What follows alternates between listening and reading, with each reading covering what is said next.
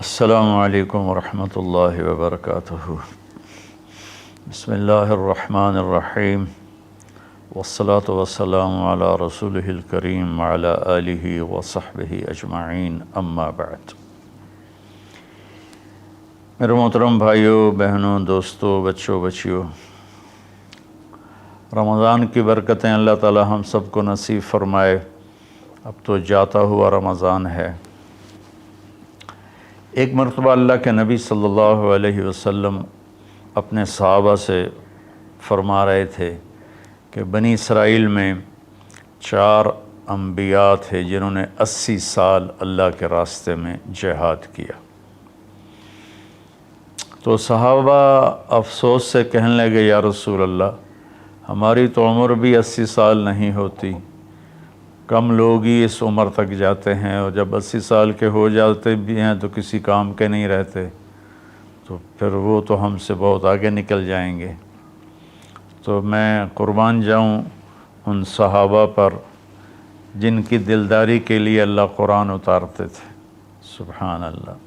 ایک واقعہ یاد آ گیا، ایک آیت آئی، لا یستوی القاعدون من المؤمنین والمجاہدون فی سبیل اللہ۔ یہ آیت آئی کہ گھر میں بیٹھنے والے اور جہاد کرنے والے برابر نہیں ہیں۔ جب آپ نے یہ آیت سنائی تو اس محفل میں ایک صحابی بیٹھے ہیں، عبداللہ بن ام مکتوم، وہ نابینا تھے۔ وہ کہنے لگے، یا رسول اللہ، میں تو جہاد کے قابل ہی نہیں ہوں، تو آپ کا رب کہہ رہا ہے کہ گھر میں بیٹھنے والے اور جہاد کرنے والے برابر نہیں، تو مجھے تو اندھا اللہ نے بنایا، تو میں اس نعمت سے محروم ہو گیا، تو میرے لیے کوئی گنجائش نہیں ہے۔ تو سبحان اللہ، جبریل دوبارہ واپس آئے ایک لفظ لے کر، پورا جملہ نہیں، صرف ایک لفظ۔ پہلے آیت اتری، لا یستوی القاعدون من المؤمنین والمجاہدون فی سبیل اللہ۔ تو ابھی عبداللہ بن ام مکتوم کی فریاد ختم ہوئی کہ جبریل اتر آیا کہ یا رسول اللہ، اللہ فرما رہے ہیں، اب اس آیت کو یوں پڑھا جائے، لا یستوی القاعدون من المؤمنین غیر اولی الضرر والمجاہدون فی سبیل اللہ، کہ جو لوگ گھر میں بیٹھے ہوئے ہیں اور ان کو کوئی عذر نہیں ہے اور وہ اللہ کے راستے میں جہاد نہیں کرتے، تو وہ اور اللہ کے راستے میں جہاد کرنے والے برابر نہیں۔ ہاں، جن کو عذر ہے اور وہ اس عذر کی وجہ سے نہیں جا سکتے، تو ان کے لیے اتنا ہی اجر ہے جتنا اللہ کے راستے میں جہاد کرنے والوں کا اجر ہے۔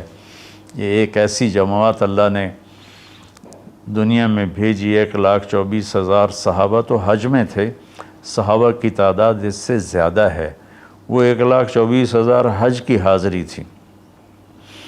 تو اللہ تعالیٰ نے ان کی طفیل پوری امت پہ کرم کیا۔ جب وہ غمگین ہوئے کہ ہم تو 80 سال جیتے بھی نہیں، تو ہم ان کے برابر کیسے ہوں گے، تو جبریل آ گئے، یا رسول اللہ، اپنی امت کو ایک خوشخبری دیجیے، انا انزلناہ فی لیلۃ القدر وما ادراک ما لیلۃ القدر لیلۃ القدر خیر من 1000 شہر تنزل الملائکۃ والروح فیہا بإذن ربہم من کل امر سلام ہی حتی مطلع الفجر۔ سبحان اللہ۔ اللہ تعالیٰ نے فرمایا کہ ہم نے قرآن کو لیلۃ القدر میں اتارا۔ آپ پر جو وحی آئی، جس وقت آپ کی عمر 40 سال اور 6 مہینے اور 10 دن تھی۔ یہ 40 سال 6 ماہ 10 دن ہیں چاند کے سسٹم کے لحاظ سے، محرم، صفر، ربیع الاول۔ انگریزی مہینوں کے لحاظ سے آپ کی عمر اس سے بھی کم تھی۔ تو جبریل آئے پیر کی رات غار حرا میں 21 رمضان کہ یا رسول اللہ، اللہ نے آپ کو نبی بنایا، پھر وہ روایت الگ ہے، خیر۔ تو اللہ تعالیٰ نے یہ آیت اتاری کہ ہم نے قرآن کو اتارا لیلۃ القدر میں۔ پھر اللہ کہتا ہے وما ادراک ما لیلۃ القدر، تمہیں کوئی خبر بھی ہے کہ لیلۃ القدر کیا ہے؟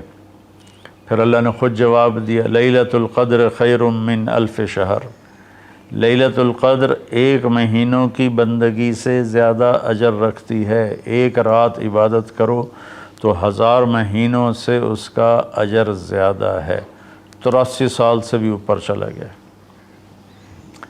پھر اللہ نے دوبارہ فرمایا کہ لیلۃ القدر کیا ہے؟ تنزل الملائکۃ، اس میں فرشتے اترتے ہیں، والروح، جبریل اترتا ہے، فیہا من کل امر سلام ہی حتی مطلع الفجر، اور یہ فجر کی طلوع فجر تک یہ رات اپنی برکتوں کے ساتھ رہتی ہے۔ اب اللہ تعالیٰ نے لفظ قدر کے جتنے مطلب تھے نا، سب کا احاطہ کیا ہے اس چھوٹی سی صورت میں۔ انا انزلناہ فی لیلۃ القدر، ہم نے اس کو لیلۃ القدر میں اتارا۔ وما ادراک ما لیلۃ القدر، تمہیں پتہ ہے لیلۃ القدر کیا ہے؟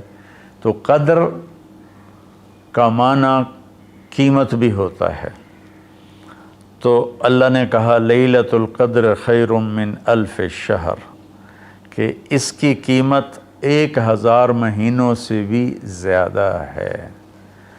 قدر کا معنی تعظیم بھی ہوتا ہے۔ تو اللہ تعالیٰ نے اگلے میں یہ ارشاد فرمایا کہ یہ ایسی تعظیم والی رات ہے کہ جبریل بھی آتا ہے زمین پر اور فرشتے بھی آتے ہیں زمین پر۔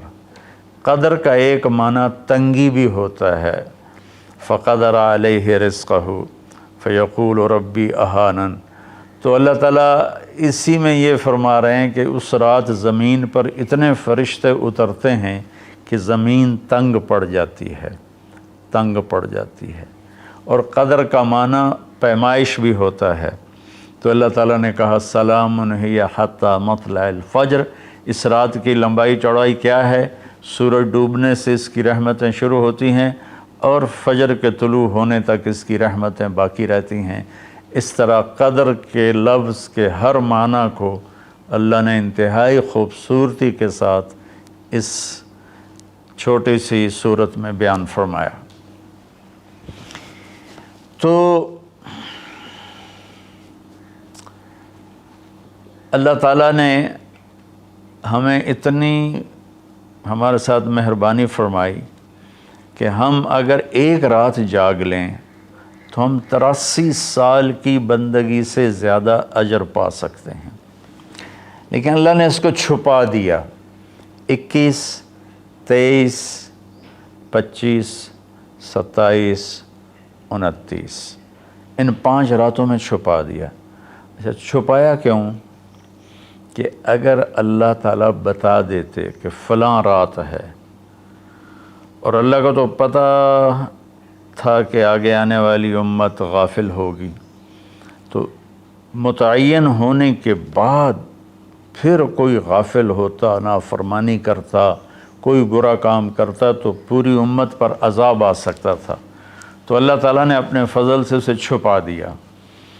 ایک تو اس وجہ سے کہ معلوم ہونے کے بعد قدر نہ کریں تو پکڑ آئے گی، دوسرا اس طرح کہ ہمیں 5 راتیں جاگنے کا موقع مل جاتا ہے کہ شاید یہ رات ہو، شاید یہ رات ہو۔